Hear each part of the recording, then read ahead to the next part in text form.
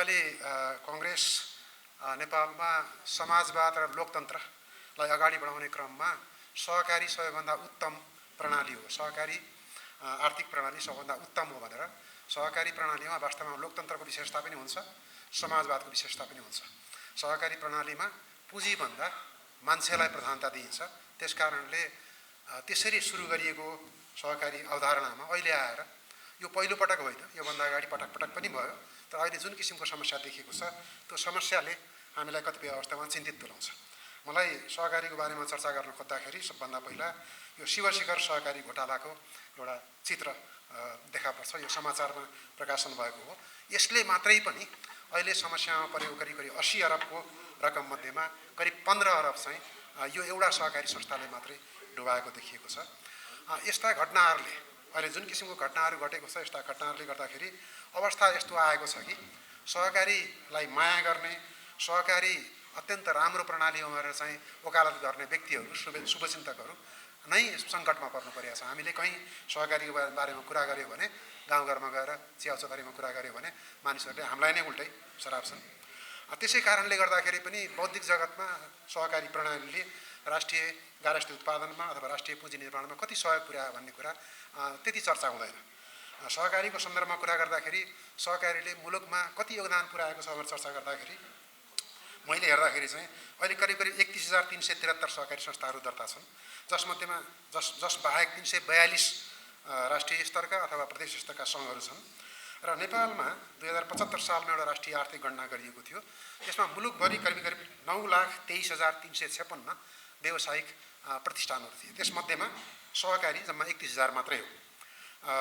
यो 9,23,356 व्यावसायिक प्रतिष्ठानहरूले गरेको कारोबार, आम नागरिकले गरेको कारोबारको कारणले हाम्रो राष्ट्रिय गारस्थी उत्पादन चाहिँ बढ्छ। सहकारीले मात्रै कति योगदान गर्यो भनेर हिसाब गर्ने विधि हामी कहाँ छैन।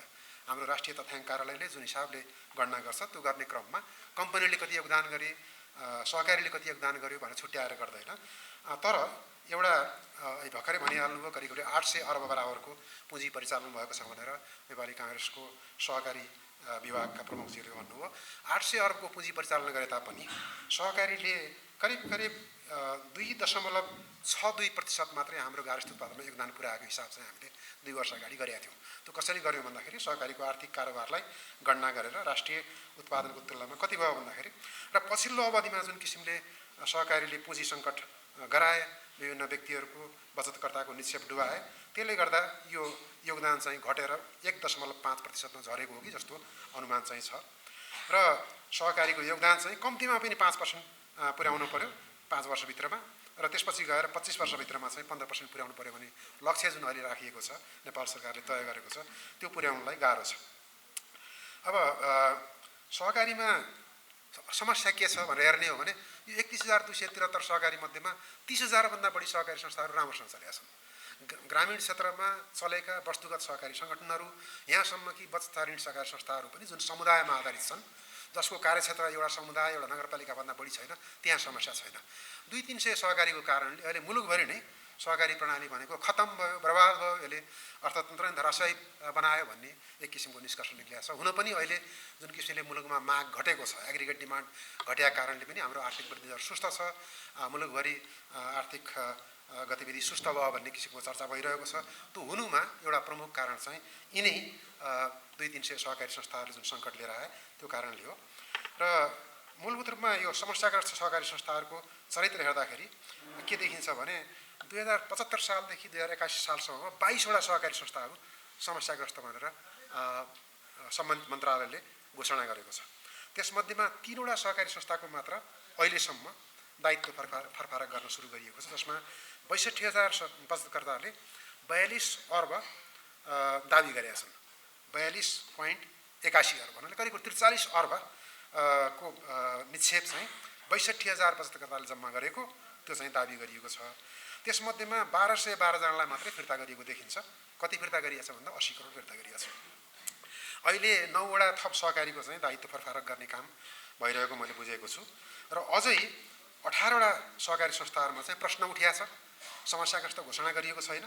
तिनीहरूले सङ्कटमा पारेको रकम चाहिँ करिब करिब 28.48 अर्ब छ। भन्नाले करिब करिब 70 अर्ब आम नागरिकको अथवा सहकारीका सदस्यहरूको बचत जम्मा 40वटा सहकारी संस्थाले मात्रै डुबाइदिएको देखिन्छ। अब विशेषता के हो भन्दाखेरि त्यो विशेषताको आधारमा नै हामीले समस्या समाधान खोज्नुपर्ने हुन्छ। समस्याग्रस्त घोषणा गरिएका करिब 60% सहकारी संस्थाहरूले बिना धितो ऋण दिएका छन्। सहकारी संस्थाहरूको सिद्धान्तै भनेको के हो भने सदस्य सहभागिता हो। भन्नाले सहकारी संस्थाले सदस्यसँग मात्रै आर्थिक कारोबार गर्ने हो, चाहे त्यो बचत लिने क्रममा होस् या ऋण लगानी गर्ने क्रममा होस् अथवा अरू आर्थिक गतिविधि गर्ने क्रममा होस्। कम्पनी सहकारी संस्थाको सदस्य हुनै सक्दैन। सहकारीको सिद्धान्त भनेकै मानिस मात्रै सदस्य हुने हो। कोही एउटा निर्जीव अथवा एउटा प्राकृतिक के अरे बाहेक अप्राकृतिक संस्था चाहिँ यसमा सदस्य हुन पाउँदैन। तर कम्पनीलाई सदस्य गराएर कम्पनीलाई ऋण लगानी गरिएको छ। कम्पनीलाई जग्गा खरिद गर्नको निमित्त, गाई फार्म सञ्चालन गर्नको निमित्त, अस्पताल सञ्चालन गर्नको निमित्त सहकारीका सदस्य बाहेकका निकायहरूलाई लगानी गरेको देखिन्छ। किर्ते तमसुकको आधारमा लगानी गरेको देखिन्छ। ऋण दिनको लागि मात्रै सदस्य बनाएको देखिन्छ। ऋण आज सदस्य बनायो, भोलि ऋण दिएको छ। एकै व्यक्तिले 90 करोडसम्म बचत परिचालन गरेका छन्। भन्नाले सहकारी कस्तो देखियो भने ब्याङ्क तथा वित्तीय संस्थामा गयो भने स्रोत खोजिन्छ, त्यहाँ गयो भने सम्पत्ति शुद्धिकरणको प्रश्नहरू उठ्ला भनेर सम्पत्ति शुद्धिकरण निवारण गर्नको निमित्त एउटा उपायको रूपमा सहकारीलाई प्रयोग गरेर एउटै व्यक्तिले 90 करोड जम्मा गरेको र 90 करोड जम्मा गरेकोलाई चिन्ता पनि नभएको फेरि सहकारी डुब्दाखेरि मेरो पैसा फिर्ता आउँदैन कि भनेर कहीँ गएर उजुरबाजुर गर्न पनि नगएको, यो अचम्मको स्थिति सहकारीमा देखियो। सञ्चालकले नै बढी ऋण लिएको, यो मैले सुरुमा जुन शिवस्कर सहकारी संस्थाको कुरा गरेँ, त्यो संस्थाले अपचलन गरेको 15 अरब मध्येमा 13% त प्रत्यक्ष रूपमा त्यसका अध्यक्षजीले मात्रै लिनुभएको छ। र त्यसपछि गएर अर्को करिब 40% चाहिँ उहाँले नै खडा गरेका कम्पनीहरूले ऋण लिएका छन्। एउटै व्यक्तिले 15 अरब बचत परिचालन गरेको मध्येमा त्यसको अधिकांश हिस्सा 70% भन्दा बढी हिस्सा एउटै व्यक्तिले परिचालन गरेको।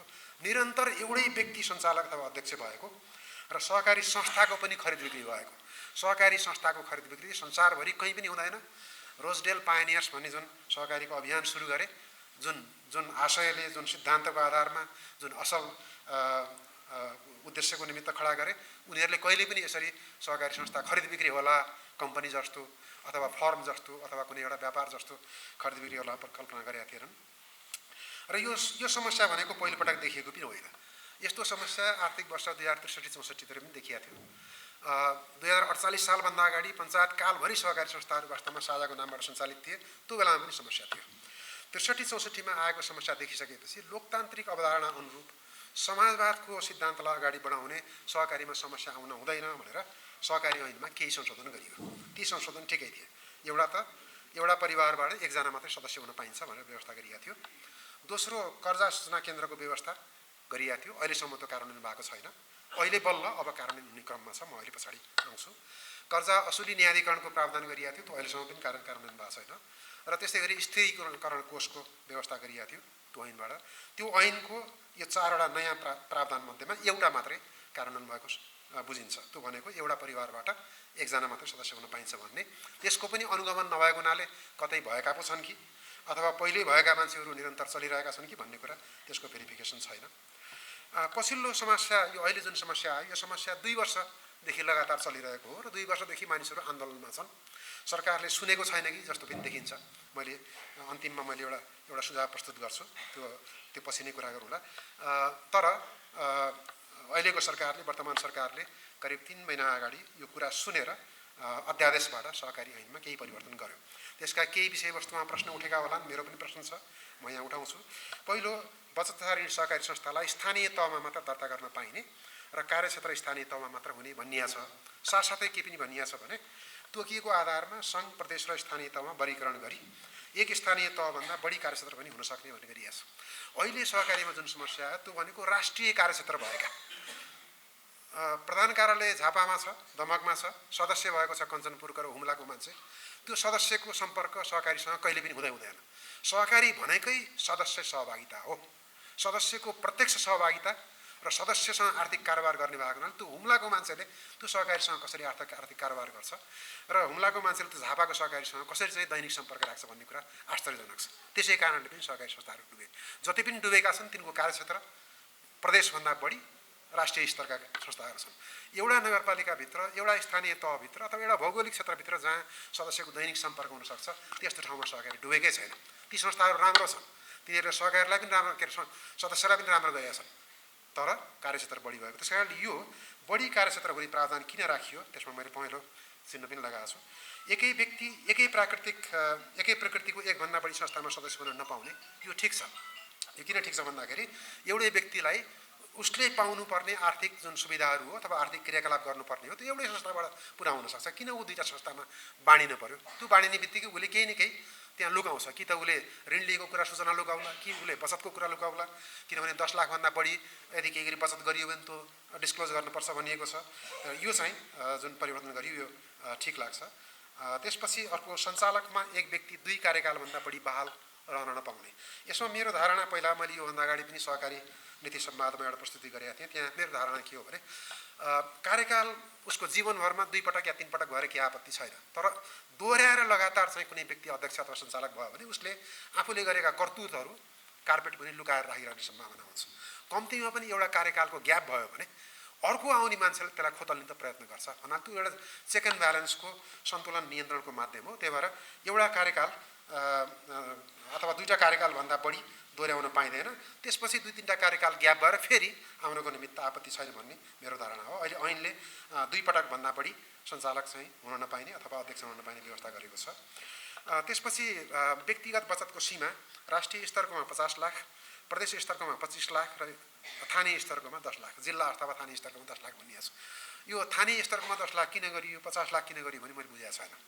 र राष्ट्रिय स्तर र प्रदेश स्तर गर्नै हुँदैन भने हुनाले स्थानीय स्तरमै भइसकेपछि 10 लाखभन्दा बढीको डिस्क्लोज गर्नुपर्छ भन्ने प्रावधान अहिले पछिमा आउँछु गरिसकेपछि कसैले स्थानीय स्तरमै असल कारोबार गरेर पनि 20 लाख 12 लाख गर्यो भने त्यहाँ जम्मा गर्नको निमित्त आपत्ति नहुनुपर्ने। सायद यहाँ नेपाली काङ्ग्रेसको स्थानीय स्तरमा भएको अन्तर्क्रियामा त्यो कुरा उठ्यो भन्ने कुरा भर्खरै यसका सभापतिजीले पनि भन्नुभयो। र राष्ट्रिय सहकारी नियमन प्राधिकरणको व्यवस्था गरिएको छ। समस्याग्रस्त सहकारीको रु 5 लाख रुपियाँसम्मको बचत पहिलो प्राथमिकतामा राखी भुक्तानी गर्नुपर्ने भन्ने कुरा त्यो अध्यादेशले गरिएको छ।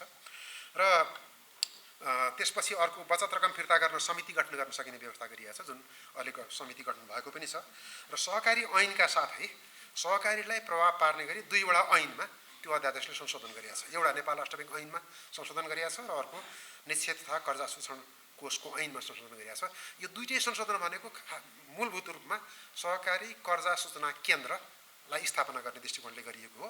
सहकारीको निमित्त अलगै कर्जा सूचना केन्द्र चाहिँ व्यवस्था गरिएको छैन। अहिले भइरहेकै ब्याङ्क तथा वित्तीय संस्थाहरूले प्रयोग गर्ने जुन निक्षेप तथा कर्जा शोषण कोष छ त्यही कोषबाटै गराउने गरी प्रावधान गरिएको र राष्ट्रिय सहकारी विकास बोर्ड चाहिँ खारेज गरेर यसको ठाउँमा राष्ट्रिय सहकारी प्राधिकरण खडा गरिएको छ। त्यसको साथसाथै हालसालै मात्रै करिब 10-12 दिन अगाडि नेपाल राष्ट्र ब्याङ्कले बचत तथा सहकारी संस्थाहरूलाई एउटा निर्देशन जारी गर्न पर्यो भनेर त्यो मनसाय सार्वजनिक गरिएको छ। यहाँहरू सबैले त्यो पढ्नु भएको पनि होला, नपढ्नु भएको भए मैले यहाँ सबै कुराहरू उल्लेख गर्छु। यो किन जारी गरिएको छ भने यो गर्न हुन्छ कि हुँदैन भनेर आम सर्वसाधारणमा राय मागिएको छ। त्यो राय हामीले दिन सक्यौँ भने हामीले चाहे एउटा असल नीतिहरू बन्न सक्छ।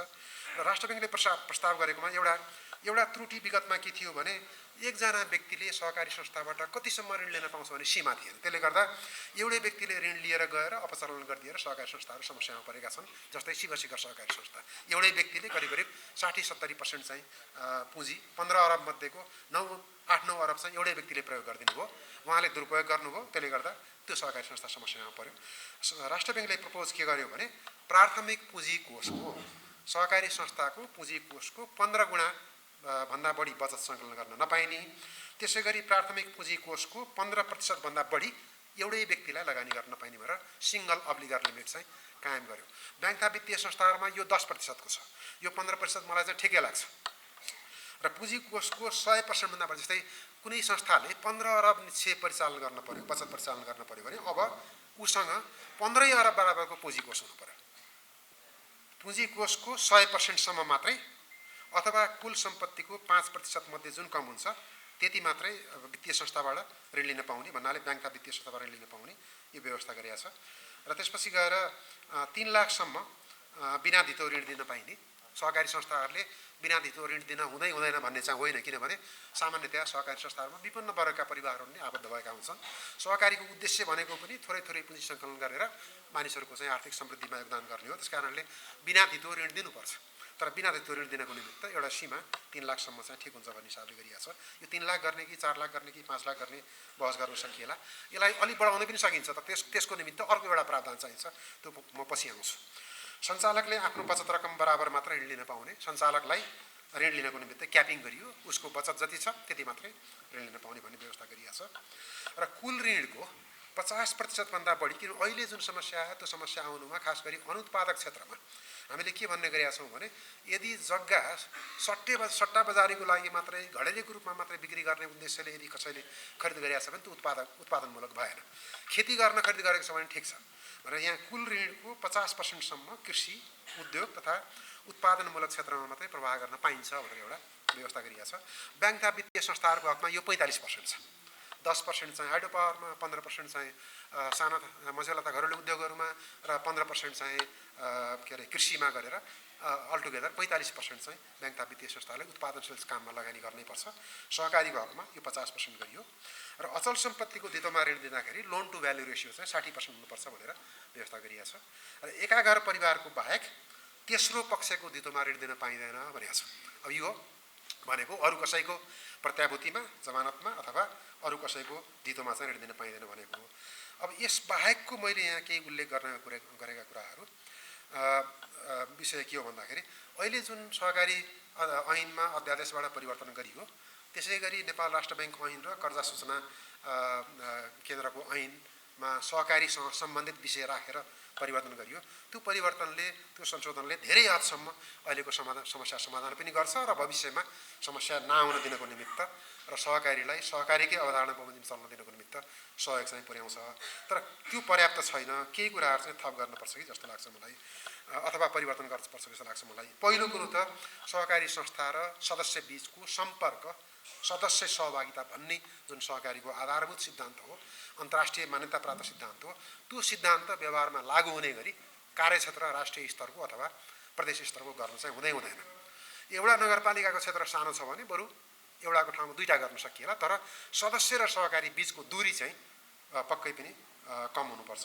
त्यो विषयमा ध्यान दिनुपर्छ। त्यही भएर त्यसमा अध्यादेशले चाहिँ कसैको प्रभावमा परेर होस् अथवा के होस् यो राष्ट्रिय स्तरमै गर्नु भन्ने खुला गरिएको छ। त्यसमा परिवर्तन आवश्यक जस्तो लाग्छ मलाई। दोस्रो, सट्टा बजारीका लागि जग्गामा लगानी गर्दा 2048 सालपछि पटक पटक सहकारीमा समस्या आएको छ। 63-64को समस्या पनि ठ्याक्कै जग्गामा गरिएको लगानीको कारण हो। ती संस्थाहरू अहिलेसम्म पनि ती संस्थाका बचतकर्ताले आफ्नो बचत फिर्ता पाएका छैनन्। ओरिएन्टल डुबेको त्यही बेलामा हो, सिभिल सहकारी डुबेको त्यही बेलामा हो। त्यसकारणले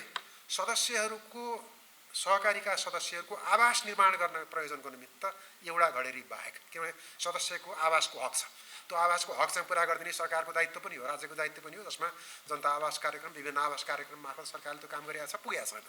सहकारी संस्था पनि यसमा सहभागी हुन सक्छन्। धेरै मुलुकहरूमा सहकारी हाउसिङ स्किम चाहिँ अत्यन्त सफल स्किमको रूपमा सञ्चालित छन्। भारतमै हामी गयौँ भने प्रत्येक सहरमा कोअपरेटिभ हाउसिङ स्किम देखिन्छ, तर हामी कहाँ कोअपरेटिभ हाउसिङ स्किम छैन। त्यो गर्नको निमित्त, आवास निर्माण गर्नको निमित्त एउटा जग्गा खरिद गर्न ऋण दिन सकिन्छ, तर सट्टा बजारीको निमित्त होइन भन्ने व्यवस्था गर्दाखेरि त्यो हुन्छ होला।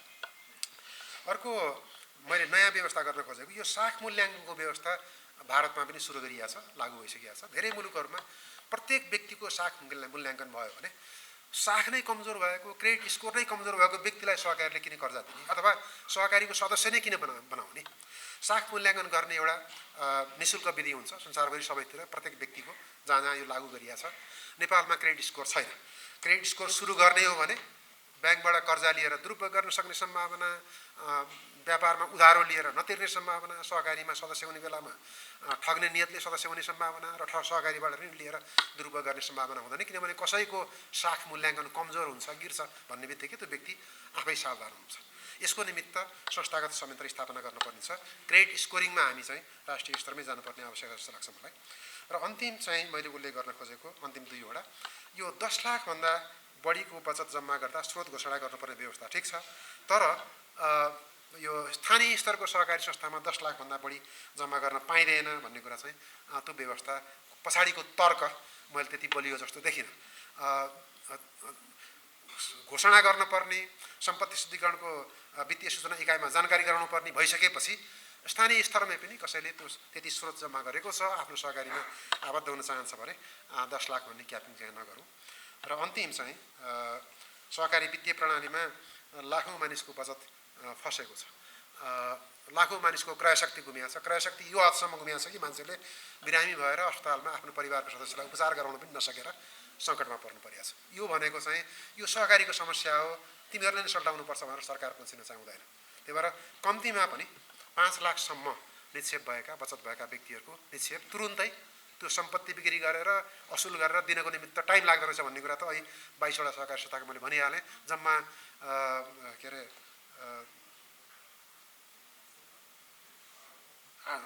80-90 करोड मात्रै फिर्ता गर्ने काम गरिएको छ। त्यसले चाहिँ हुँदैन। त्यही भएर कम्तीमा पनि 5 देखि 10 अरबसम्म सरकारले अहिले छुट्याएर 5 लाखसम्मको भुक्तानी गरिदिने र पछि गएर सहकारीबाट सम्पत्ति बिक्री गरेर यो 80 अरब जुन डुबेको छ त्यसमध्येमा 22 अरब चाहिँ असुली हुन सक्ने सम्भावना छ। त्यसबापत कि सम्पत्ति होला, जग्गा होला अथवा ऋणी चाहिँ पहिचान गरिएको छ। त्यो ल्याप्चेरी लगाएर के अरे औँठाको छाप लगाएर नक्कली तमसुक बनाएर लगानी गरिएको रकम पनि छ, तर 80 अरब मध्येमा 22 अरब चाहिँ असुली हुने सम्भावना भएको हुनाले त्यो 22 अरब मध्येबाट सरकारले 5 अरब 10 अरब फिर्ता लिन सक्छ भोलि गएर 5-6 महिनापछि। यो समाधान दिएर सरकार छ, सङ्कटमा परेका नागरिकको निमित्त सरकार छ भन्ने अनुभूति दिनुपर्छ जस्तो लाग्छ मलाई।